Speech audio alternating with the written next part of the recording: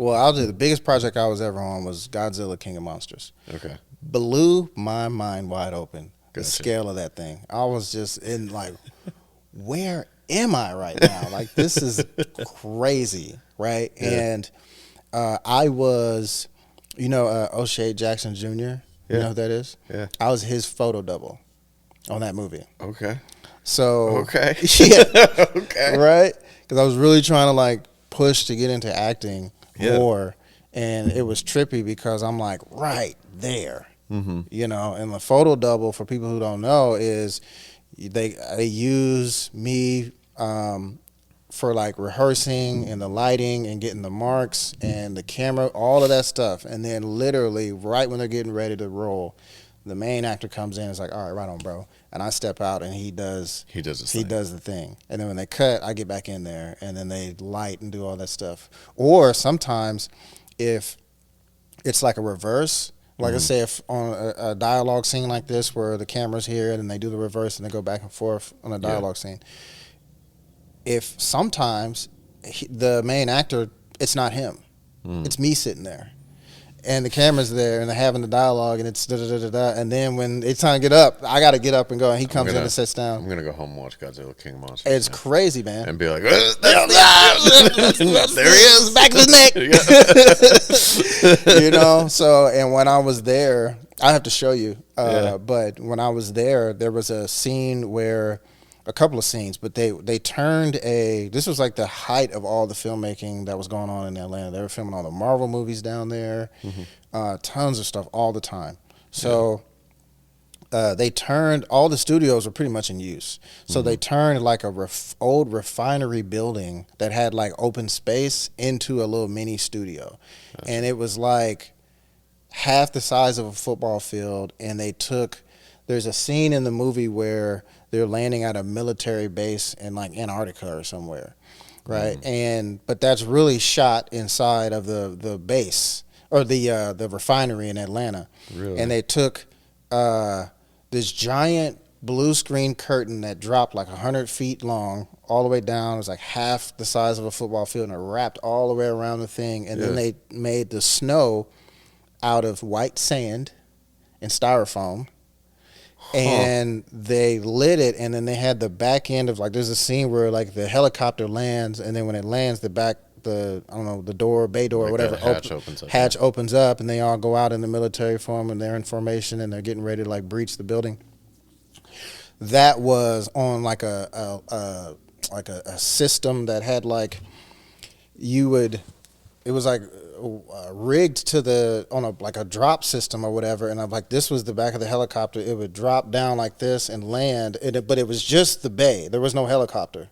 It was just a little like cargo mini thing that was painted to make it look like that, and then when it landed, it opened up, but they shot it in a way that made it look like it was a real helicopter. And it opens up, and I come out in my military uniform, and I'm like, yeah.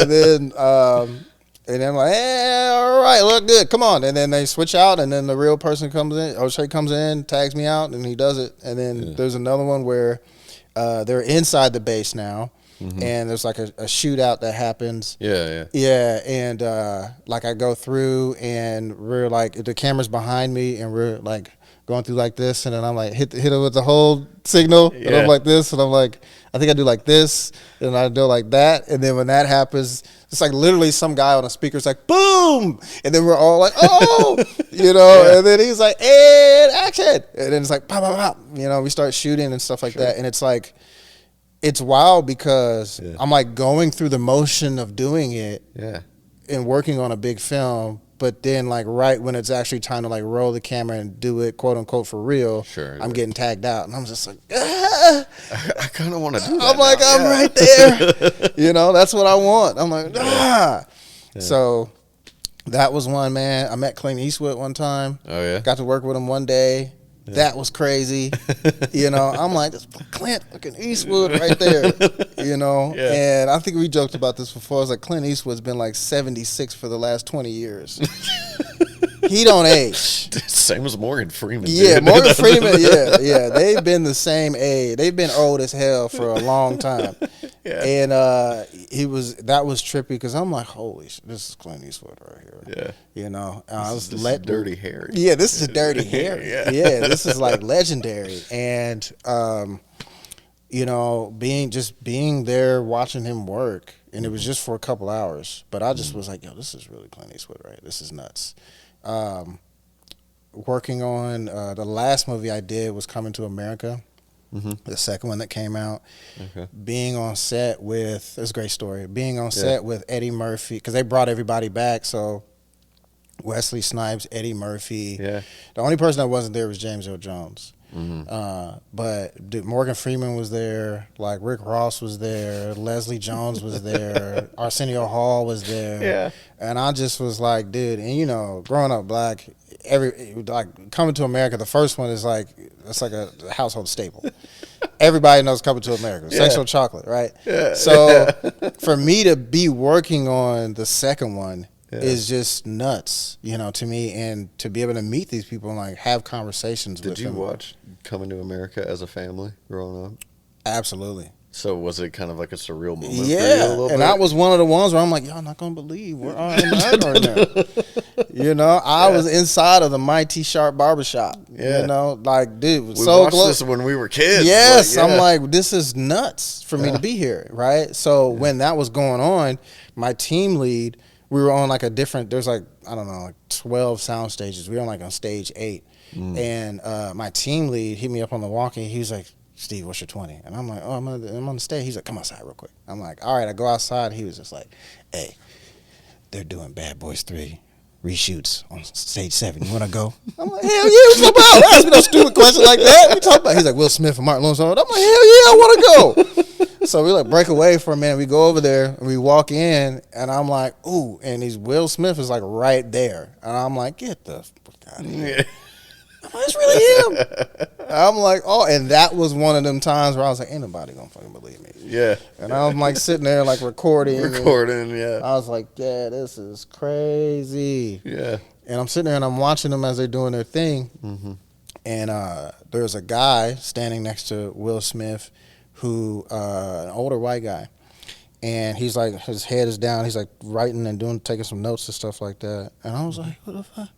And I was like, oh shit, that's Jerry Bruckheimer. And Jerry Bruckheimer is right there. Yeah. But when I said it, when I thought it in my mind, but I said it out loud. I'm like, oh shit, that's Jerry Bruckheimer. He literally goes and looks right at me, and I'm like, ooh, like he said that, and I was like, I just thought there was like a light switch. There was like a light. There was like a light switch right there. I was like, I was like, yeah, this switch is working fine here. I'm like, yeah, this is. I meant the switch. The switch is Jerry Bruckheimer. I'm gonna leave. Yeah, I'm gonna leave. I was like, ooh, he looked right at me. Yeah, and I'm like, ooh wee, and then like that was trippy, right? And